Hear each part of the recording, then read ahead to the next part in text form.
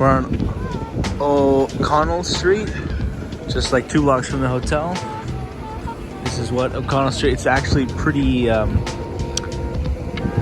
feels almost empty. I feel like a lot of the other places we go to have way more tourism going on. This is the day after St. Paddy's Day, so I understand, but it's a way more of a relaxed vibe from what I expected.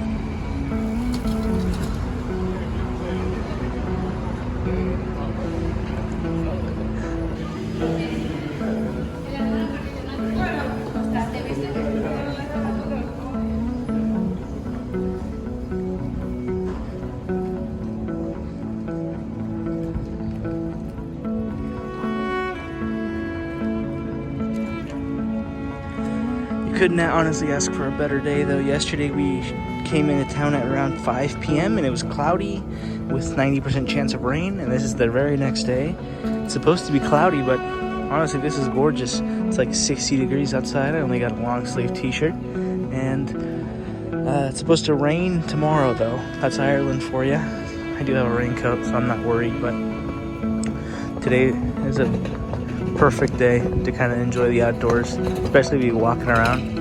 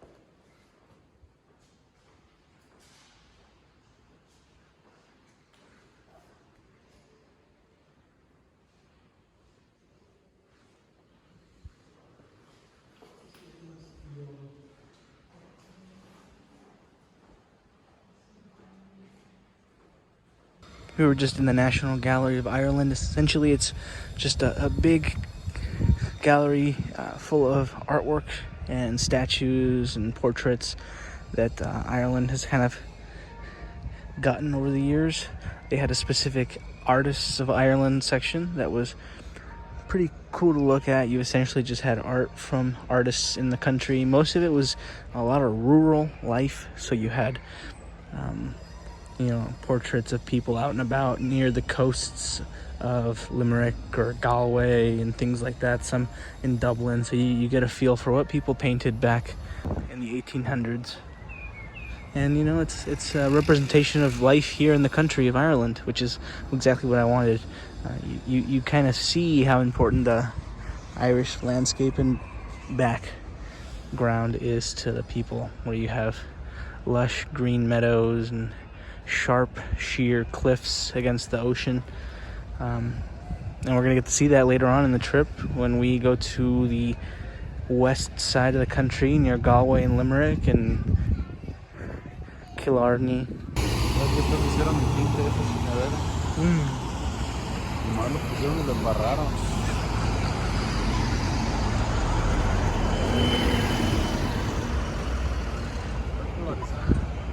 We're headed over to St. Stephen's Green now, after going to the National Gallery of Ireland. See what the park offers. It's one of the main green open spaces in central Dublin. So, through the park you make your way to St. Patrick's Cathedral. So it's kind of like a little place for rest and relaxation. Plenty of people out and about on a Tuesday.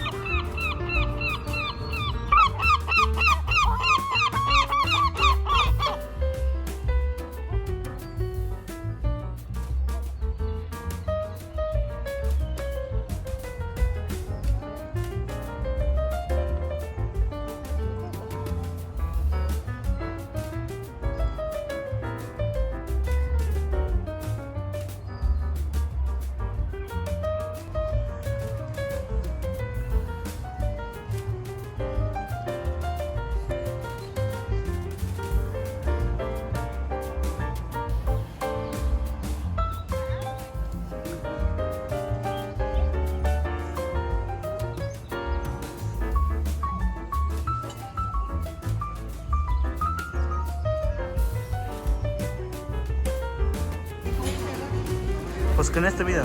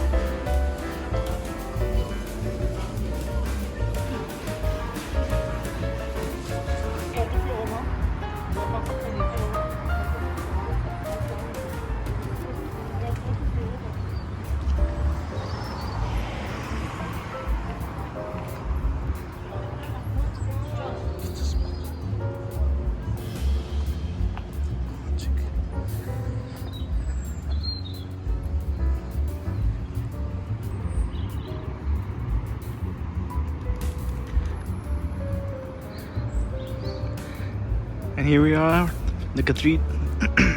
the cathedral for the man himself, St. Patrick.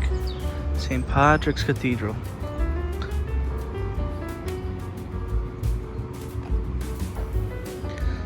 I have no information about it.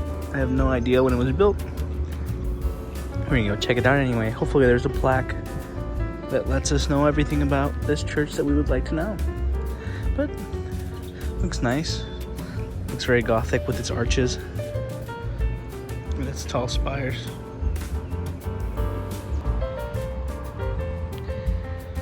Got a little pirate playground right in front of the cathedral.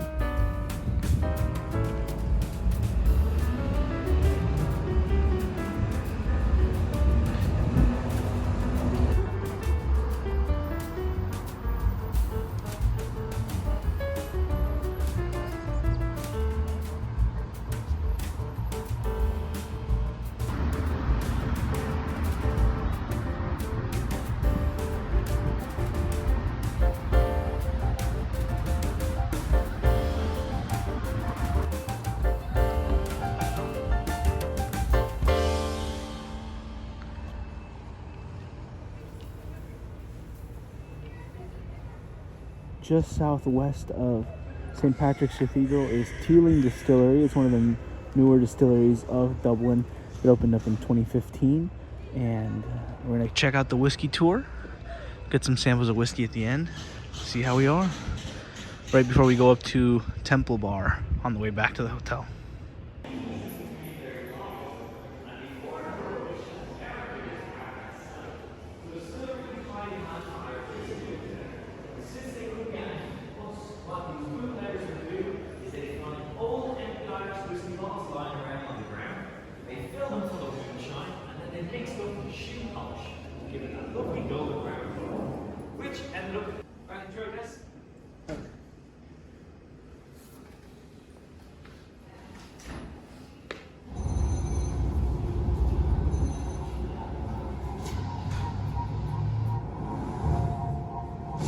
Whiskey making has been in our DNA since 1782, when Walter Teeling set up a small craft distillery in the industrial hub of Dublin City. This is a very special part of Dublin. It's the spirit of this place that first convinced us to make our whiskey right here, in the Liberties, in the beating heart of Dublin.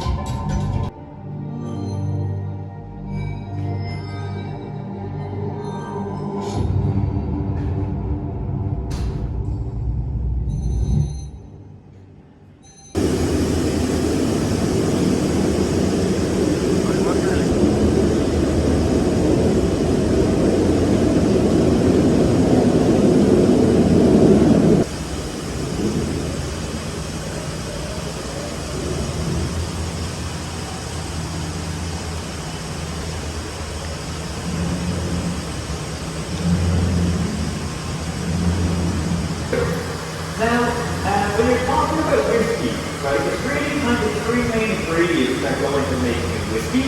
There's three important things that every whiskey needs. These three things are water, yeast, and grain. And the grain we most commonly use here in Ireland is this little million of jars by year, and it's barley. Okay, perfect guys, so let me introduce you all to the three hardest working women in all of Ireland. So Alison, Natalie, and Rebecca. And these guys are named after Jack Teeling's three daughters. Right, so it's quite a common tradition here in Ireland to name a pot still after an important woman in your life. And the process starts with Alison MBN, the oldest daughter. When the wash goes in, she gets heated up to about 80 to 85 degrees, separating the alcohol from the water.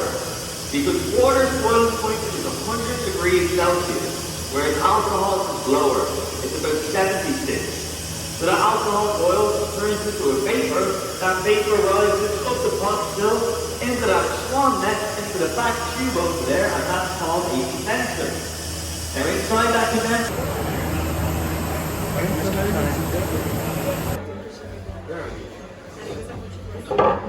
Okay, perfect guys, so we'll get started. Now listen, a lot of different places you'll go, especially different countries, generally tend to have different rules and different ways to drink whiskey. I don't really think there's a right or a wrong way to drink it. I don't think there's any particular rule. It's meant to be enjoyed. But I'm going to share with you guys a few tips that I think helped me in my experience with the whiskey, and you guys can join along if you want. But I'm going to talk about the small batch first of all, because it's the one we all have. Now, I always like to start off by smelling the whiskey. Now, before you guys do, how you do this, right? If ever you've been to a wine tasting, they always tell you you're supposed to stick your nose inside the glass. You don't want to do that though, because this stuff is 46%.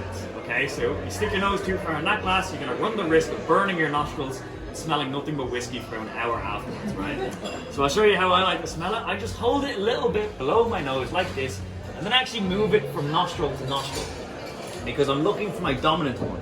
One side of the nose actually picks up on smells a little bit better than the other side, and when you figure out which side that is, you can just hold it to that side.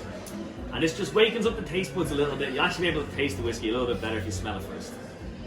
Then for drinking, I'd recommend a small sip, hold it on the tongue for about 2 to 3 seconds, swallow. Where the trick comes in though, after you swallow, breathe out through your mouth. Right? This will lessen that burning sensation of the whiskey, because that is just the alcohol vapors getting trapped at the back of your throat. So if you breathe out through your mouth after you swallow, you'll get rid of all those vapors. And that trick, by the way, guys, works for every alcohol ever. It makes drinking a lot easier. It's also very dangerous to know though as well, so use that information wisely. And then in Ireland, before we drink, we say sláinte. Right? This just means cheers or to your health in Irish. Yeah, sláinte.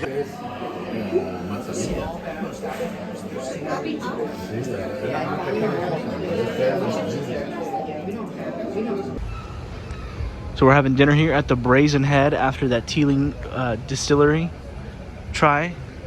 This is said to be one of the most traditional pubs you could find in all of Dublin. Might be a little bit gimmicky, but I'm not sure.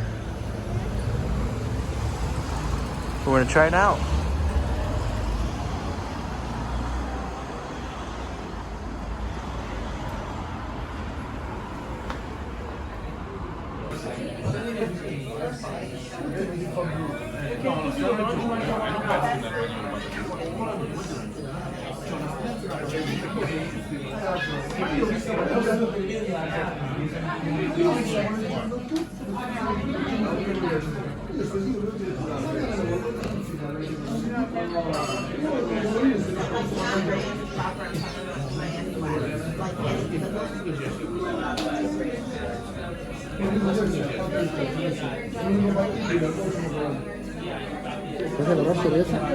Guinness. Guinness.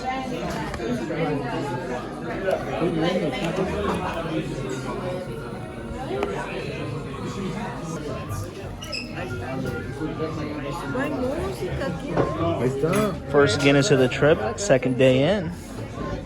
I'm gonna try the Guinness challenge. You basically try to drink it. You get right there.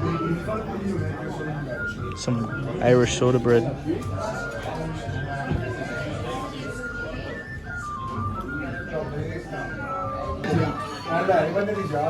Got an order of the seafood chowder, a Guinness, the beef Guinness stew, and lastly, classic fish cod and chips.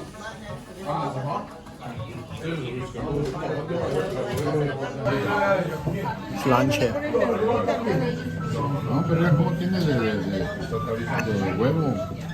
Smooth.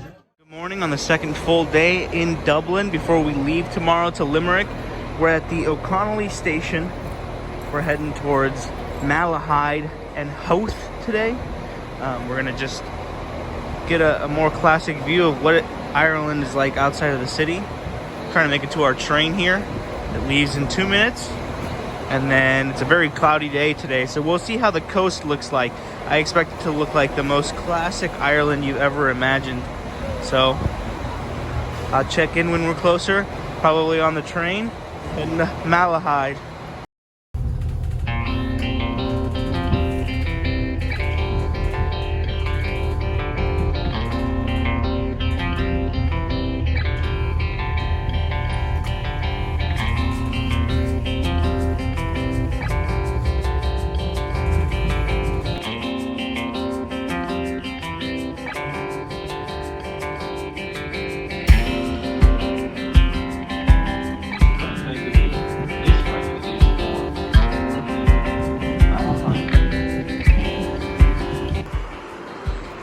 Finally made it. It was like a 30-minute ride from Dublin.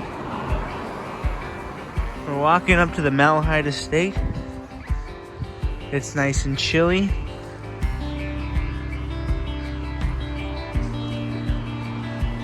We already bought tickets online like 2 or 3 months ago, so probably didn't need to buy them that ahead of time because tourism is very, very low this week, especially after St. Paddy's Day. It seems like not a lot of people left.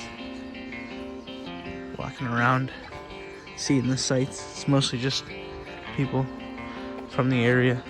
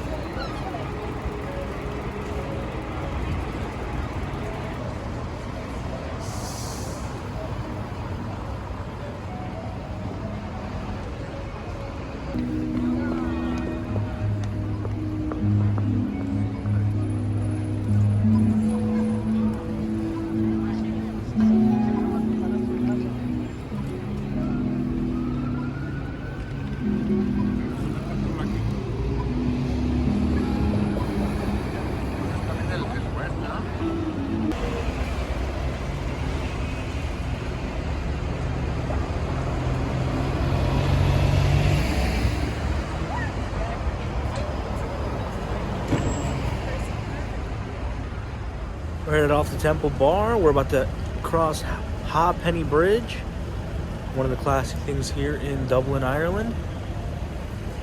Right there behind me. And Temple Bar should be across this bridge back there, so we're gonna check it out.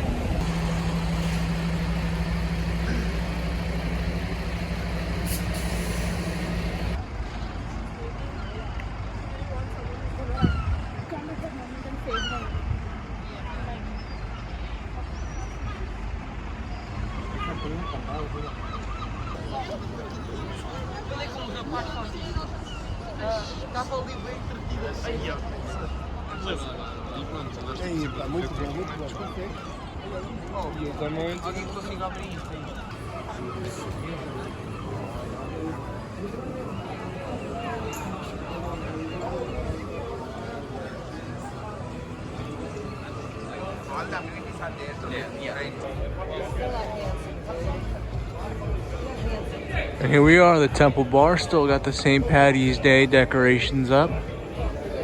Some live music playing on the inside. Looks like there's not as much of a crowd, which is good. It'd be good time to grab a beer, listen to some classic trad music.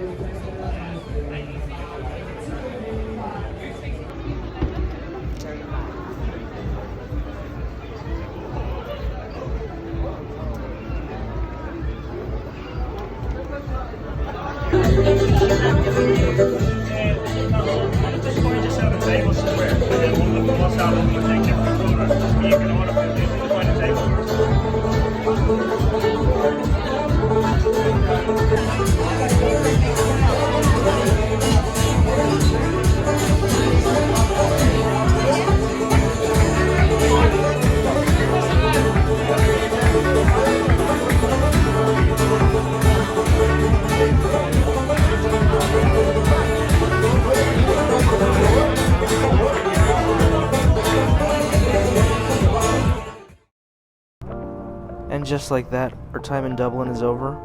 It was a great 72 hours, but now it's time to go to the airport, pick up the rental car. Let's see how I learned driving on the left side of the road for the first time. And we're heading over to the West Country. We're going to drive to Limerick. From there, we'll see the Cliffs of Moher and the Ring of Kerry.